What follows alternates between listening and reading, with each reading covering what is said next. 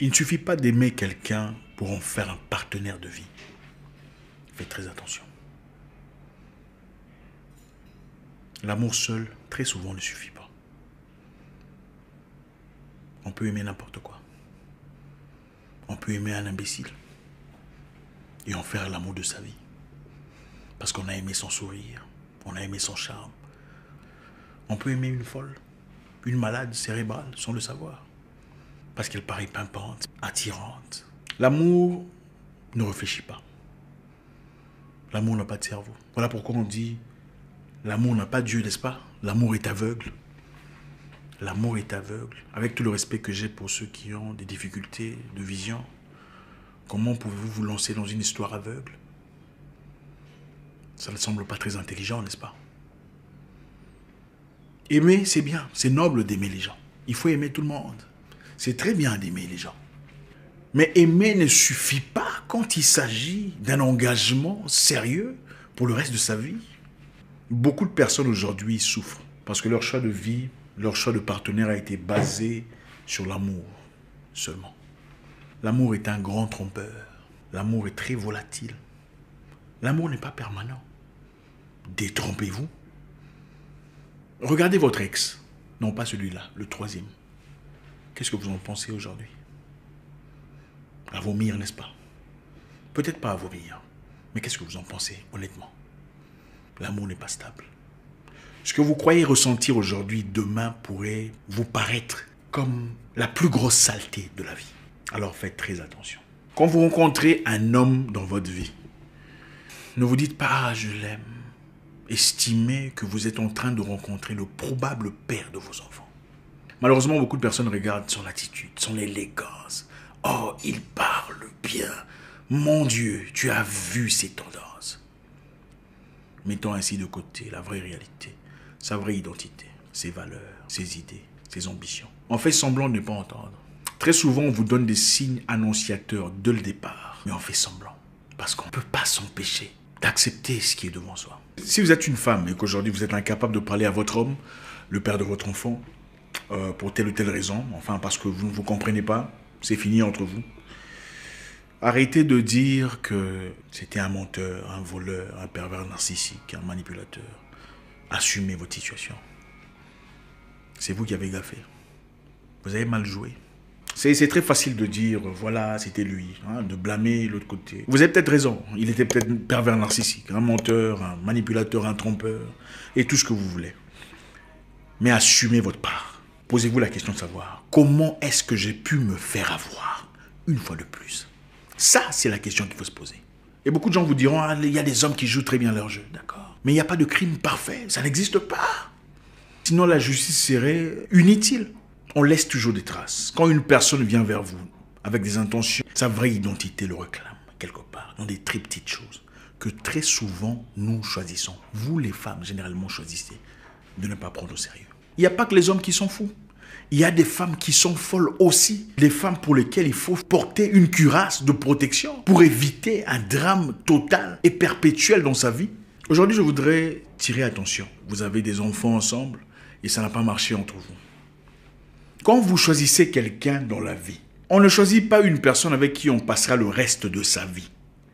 On choisit une personne avec laquelle, même si on se séparait, on pourrait, pour des raisons communes, communiquer, travailler pour garder la stabilité. Précisément celle des enfants, s'il y en a. On ne choisit pas une personne avec qui on passera le reste de sa vie. On choisit une personne qui, même si ça ne marche plus entre vous, on peut se dire bonjour, comment tu vas, comment ça se passe? Et je t'encourage, vas-y, fonce. C'est ça, la maturité. Malheureusement, aujourd'hui, on se focalise sur la beauté physique, le visage, hein, la tendance. Ah, il parle bien. Regardez, dans 3-4 jours, vous ne percevrez pas cette personne de la même façon, comme vous l'aviez perçue au départ. Après que vous soyez entré dans les toilettes après elle, ça ne sera pas la même façon. Ce qui est important, c'est que vous ressentez au-delà de tout ça, parce que ça viendra. Vous ne percevrez pas la personne de la même manière quand vous la voyez se réveiller le matin après qu'elle ait ronflé toute la nuit ou qu'elle ait la salive sèche ici autour de la bouche. Mais ce qu'il y a au-delà de tout ça, c'est le plus important. On n'épouse pas une personne pour son visage, pas pour son argent. L'argent vient et part. Le visage ne reste pas toujours le même. Regardez vos photos d'il y a 5 ans. Vous n'êtes plus la même personne. C'est vrai qu'il y a des gens qui bonifient avec le temps. Mais attendez, vous n'êtes plus la même personne. Tout le monde change. Le temps n'épargne personne. Sa situation sociale peut changer. On choisit une personne pour ses valeurs, ses idées profondes, son attitude, sa vraie identité. Malheureusement, aujourd'hui, c'est « Ah, il est beau. On va sortir ensemble. On va aller faire un tour. » Voilà pourquoi on fait des erreurs. Et après, quand vous êtes enceinte, on vous abandonne. « Ah, c'était un salaud. Il m'a manipulé. Il m'a sorti le grand jeu, tout le bazar. Et après, il a disparu. » Non, c'est vous. Désolé. Désolé de vous le dire. Je dois vous dire la vérité. Si je ne vous dis pas, j'aurais failli à ma mission. Je ne devrais pas être là pour vous dire ce que vous voulez entendre. Je dois vous dire l'autre côté de la vérité, qui est souvent désastreuse et pas géniale à goûter. Inspectez la personne. Si vos amis peuvent changer de côté, des gens proches, des gens que vous connaissez, peuvent soudainement devenir des étrangers et vous nuire, à combien plus forte raison un étranger que vous rencontrez dans les rues de Dakar, de Yaoundé, des Douala, d'Abidjan, de Libreville, de Kinshasa, de Kigali et tout le reste. Vous ne le connaissez pas. Quand vous rencontrez une personne, que ce soit un homme ou une femme, estimez que vous êtes en train de rencontrer le probable père ou la probable mère de vos futurs enfants. Les accidents arrivent. Du moment que vous savez que vous serez peut-être en intimité, écoutez, vous n'êtes pas protégé. La deuxième chose ici, c'est si vous avez un enfant avec quelqu'un, épargnez cet enfant de vos drames. L'enfant n'était pas là quand vous êtes pris à l'écart pour faire ce que vous aviez fait et tout ce qui est arrivé est arrivé. Épargnez cet enfant. Ne vous servez pas de l'enfant pour nuire à l'autre. Ce n'est pas à l'autre que vous nuisez. Vous nuisez à l'avenir de cet enfant, qui sera probablement instable, comme la majorité des Noirs américains aux États-Unis. Finalement deviendra un bandit ou finira en prison, ou deviendra une fille très facile, chercheront l'amour venant des gens dans les rues, et finissant aussi ainsi avec un enfant. Épargnez vos enfants de vos problèmes personnels. Vos enfants n'étaient pas là. Chaque enfant a besoin de son père. Qu'il soit malade, qu'il soit fou, qu'il soit instable, du moment que c'est bien supervisé et qu'il n'y a pas transfert de venin, chaque enfant a besoin de son père. On ne jette pas les conseils de son père seulement parce qu'il est ivrogne. On ne dit pas « papa va là-bas » parce que papa est ivrogne, il tombe dans les rues. Votre père pourrait être ivrogne, mais ce qui sort de sa bouche à votre égard reste la pure sagesse. Faites très attention. Accordez à vos enfants, surtout aux garçons si vous en avez, l'opportunité de passer du temps avec leur père. Oui, je sais, il y a des femmes ici qui assument tous les rôles à la fois. Elles sont très fortes. On vous salue d'ailleurs et on vous respecte. Vous êtes la maman, vous êtes le papa. C'est noble, avec tout le respect possible. S'il y a de la chance, de l'opportunité, de la capacité d'accorder un moment à cet enfant, de discuter avec son père ou d'échanger avec son papa, accordez-le lui. Parce qu'il n'y a rien de plus précieux. Accordez du temps à votre fille de discuter avec son père. Parce qu'à travers son père, elle apprendra comment être traitée par un homme. Et quand un homme vient dans sa vie et que le traitement qu'elle reçoit n'est pas adéquat, ne va pas de pair avec ce qu'elle a vu chez son père, elle saura comment identifier les alarmes nécessaires. Votre garçon ainsi apprendra comment on traite les gens, comment le monde doit être vécu et ne se chargera pas de trouver un homme influent qui sera son étalon de mesure. Les garçons, généralement, quand papa est absent, cherchent le monsieur le plus fort du quartier, le monsieur le plus respecté, le monsieur le plus influent pour devenir leur talon de mesure. Si vous écoutez très attentivement ces jeunes garçons qui n'ont peut-être pas leur papa autour d'eux, vous les entendrez toujours parler d'un homme qu'ils respectent, un homme qu'ils aiment. Si vous avez l'opportunité d'accorder du temps à votre ex, même si c'est un malade, du moment que c'est supervisé, c'est très important. Séparez vos problèmes personnels des problèmes des enfants. Vos enfants ne sont pas votre punching bag. Ils ne sont pas des éléments sur lesquels il faut baser votre nuisance, votre méchanceté, vos ressentiments. Ce sont vos fautes à vous, il faut les assumer. C'était de votre faute quand vous êtes lancé trop vite. Oh, c'était un salaud, il m'a passé mon temps, il s'est servi de moi, il a abusé de moi. Non, tu ne le connaissais pas. Tu allais trop vite dans tes sentiments. Si tu regardes en arrière, avec toute lucidité, tu remarqueras qu'il y avait des signes annonciateurs que tu as délibérément choisi de négliger. On ne peut pas faire semblant pour toujours. Ce n'est pas possible. De même pour une femme. Vous rencontrez une malade. Posez-vous la question de savoir, qu'est-ce qui m'a attiré en réalité? Comment on a commencé? Quelles étaient les conversations à l'époque? Vous trouverez là-dedans, là-dessus, autour de cela, les vraies raisons pour lesquelles vous êtes attaché. Il n'y a pas que les hommes qui sont méchants, il y a des femmes malades aussi, qui rendent la vie compliquée, difficile à beaucoup d'hommes ici dehors. Faisons le bon choix. Il ne suffit pas d'aimer quelqu'un pour passer le reste de sa vie avec. Et on peut passer le reste de sa vie en souffrant. Attention.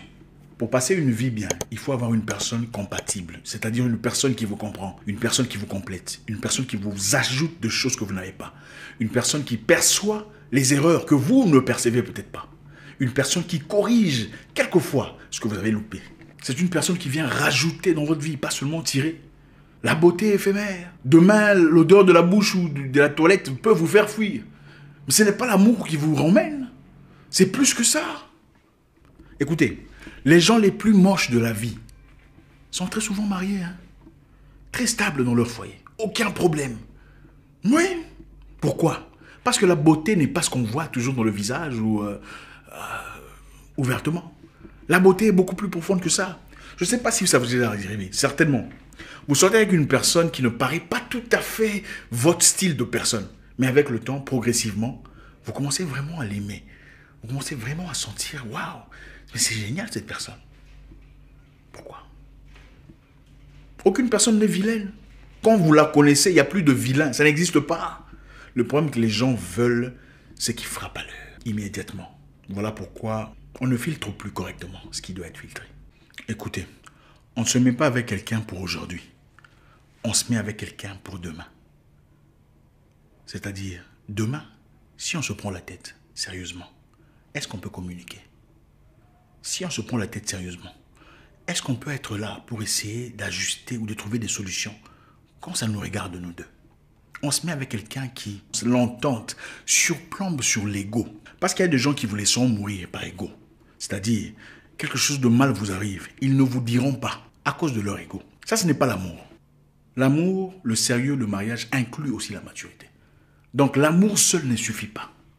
Il faut le caractère, les valeurs, quelqu'un avec qui on peut parler. Écoute, on n'est plus ensemble, mais il y a un emploi ici. On cherche quelqu'un qui a des qualifications. Pourquoi tu ne vas pas essayer? C'est ça, le véritable amour, qui est souvent associé à la maturité et les valeurs, que beaucoup de gens négligent malheureusement. Parce que les gens aiment ce qu'ils voient. Ah, il a une grosse voiture, tu as vu ça? Matérialisme. Les gens aiment pour l'argent. Il faut le dire. C'est l'argent, c'est l'image, la réputation. Il est connu. C'est pour ça qu'on aime. Il faut dire la vérité.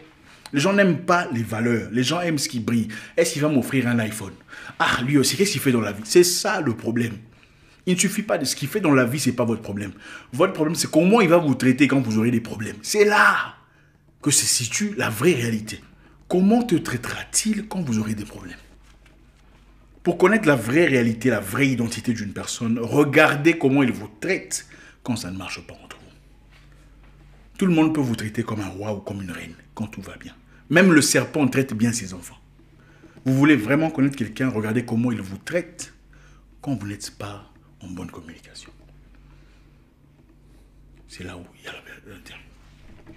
Quand une personne ne fait pas pour vous ce qu'il fait régulièrement, seulement parce que vous avez un problème, ce n'est pas une bonne personne. Une personne bonne, bon dans son âme, vous traite de la même manière, même si vous ne vous entendez pas. Il te dira, voilà l'argent que je te donne chaque semaine, je te le donne, même si on a des problèmes, prends ton argent. On trouvera certainement une solution. Celui qui est gentil avec toi, parce que vous êtes bien, et méchant quand ça ne va pas, ensuite redevient bien quand vous êtes bien, ce n'est pas quelqu'un de bien. Elle ne vous aime pas. Elle s'aime elle-même. Elle aime sa situation autour de vous. Ce n'est pas vous qu'elle aime. Faites très attention. Merci infiniment les amis. C'est toujours un réel plaisir de discuter avec vous. Faites-nous savoir si ça vous intéresse. On pourra faire précisément qu'est-ce qu'il faut regarder chez l'homme pour se protéger. Qu'est-ce qu'il faut identifier chez l'homme pour tirer les sonnettes d'alarme. On fera aussi peut-être une vidéo sur qu'est-ce qu'il faut regarder chez les femmes. Parce qu'il faut en parler. Là, on a parlé généralement. Si ça vous intéresse, faites-nous savoir sur les commentaires si vous voulez qu'on parle précisément sur les hommes ou qu'on parle précisément sur les femmes. Je vous souhaite une excellente soirée ou journée. J'espère vous parler encore très bientôt dans une nouvelle vidéo. Au revoir.